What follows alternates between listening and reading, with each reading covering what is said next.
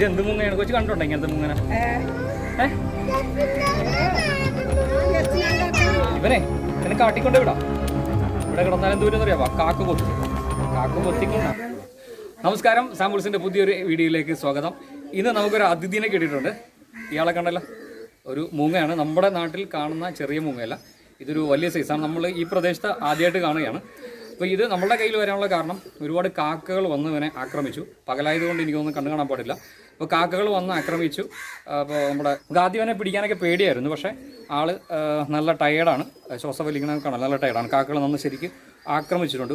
ഇത് പ്രായമായതാണോ അതോ കുഞ്ഞാണോ എന്നൊരു പിടിയില്ല. നമുക്കിതിനെക്കുറിച്ച് ഡീറ്റെയിൽസ് ഒന്നും അറിയത്തില്ല. എന്തായാലും ഇവനെ നമ്മൾ രക്ഷപ്പെടുത്താൻ വേണ്ടിയാണ് പിടിച്ചത്.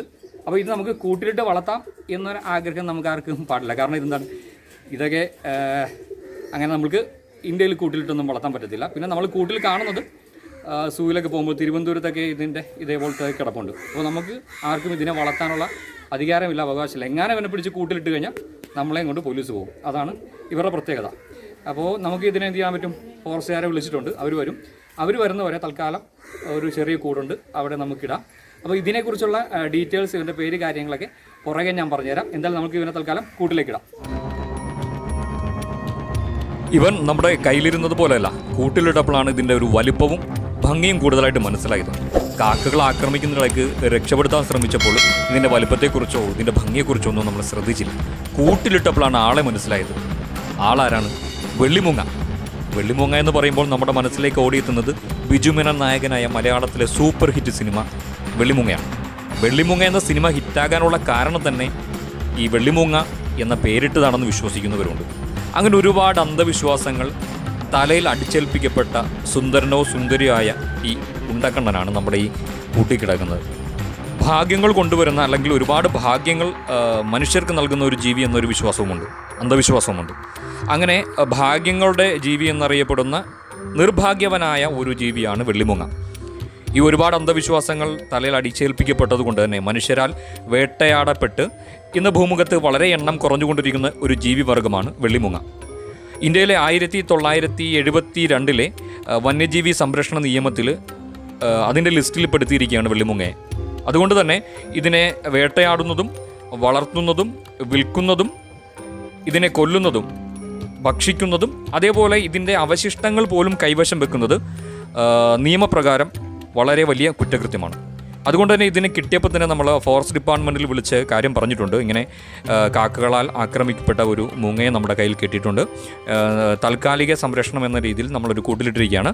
നിങ്ങൾ വന്നതിനെ ഏറ്റെടുക്കണമെന്ന് വിളിച്ച് പറഞ്ഞിട്ടുണ്ട്. അതിന് പ്രകാരം ഓഫീസിൽ നിന്ന് എൻ്റെ ഫോൺ നമ്പറും എൻ്റെ അഡ്രസ്സും അവർ വാങ്ങിയിട്ടുണ്ട്. ഇങ്ങനെയുള്ള കാര്യങ്ങൾ ഏറ്റെടുത്ത് നടത്തുന്ന ഡിപ്പാർട്ട്മെൻറ്റിലേക്ക് എൻ്റെ അഡ്രസ്സ് കൊടുത്തിട്ടുണ്ട്. അവരെന്നെ വിളിക്കുമെന്ന് പറഞ്ഞിട്ടുണ്ട്. അപ്പോൾ അതനുസരിച്ചുള്ള കാര്യങ്ങൾ പുറകെ പറയാം. അപ്പോൾ വെള്ളിമൂങ്ങയാണ് നമ്മൾക്ക് നമ്മുടെ കയ്യിൽ കിട്ടിയിരിക്കുന്നത്. വെള്ളിമൂങ്ങയുടെ വില എന്ന് പറയുന്നത് മോഹവിലയാണ്.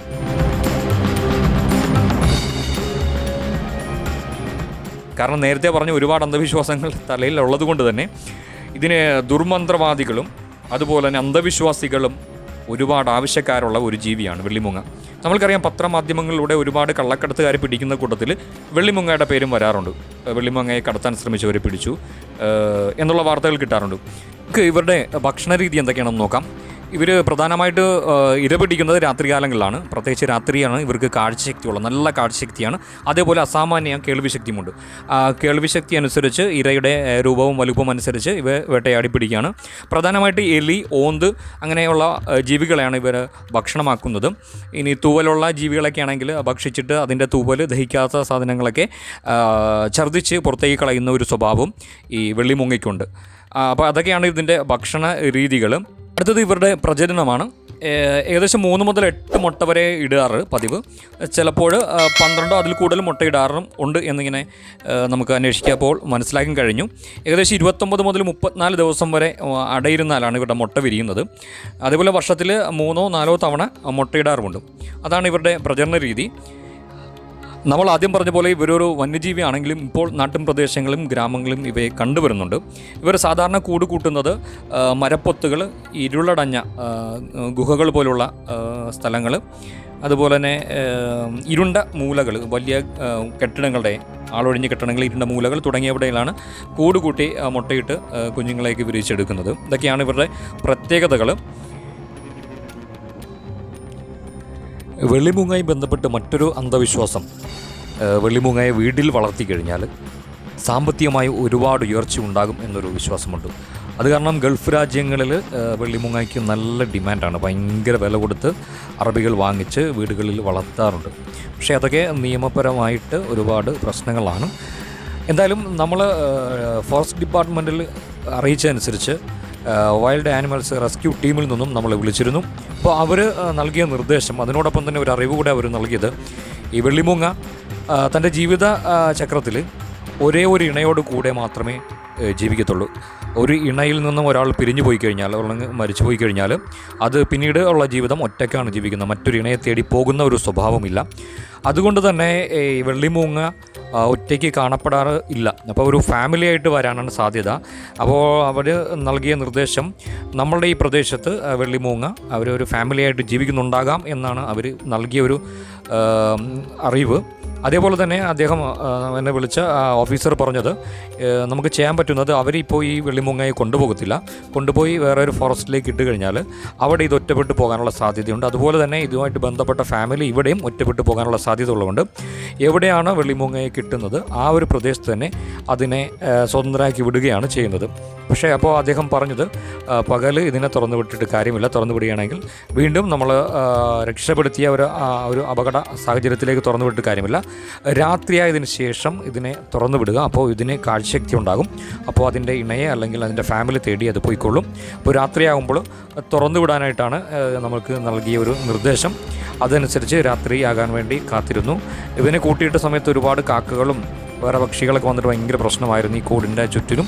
പക്ഷേ ഇപ്പോൾ രാത്രിയായി, നമ്മളിതിനെ തുറന്നു വിടാനായിട്ട് ഞാൻ കൂടിൻ്റെ ഡോർ അഴിച്ചു മാറ്റി. പക്ഷേ ഇപ്പോൾ നിങ്ങൾക്ക് കാണാം, അഴിച്ചപ്പോൾ തന്നെ അതിന് പുറത്തുള്ള കാഴ്ചകൾ കാണാമെന്ന് തോന്നുന്നു. പിന്നെ നമ്മളുടെ ക്യാമറയുടെ മൊബൈലിൻ്റെ ഫ്ലാഷ് ലൈറ്റ് ഉള്ളത് കൊണ്ടായിരിക്കാം ഒരു പക്ഷേ അത് ഇങ്ങനെയൊക്കെ നോക്കുന്നത്.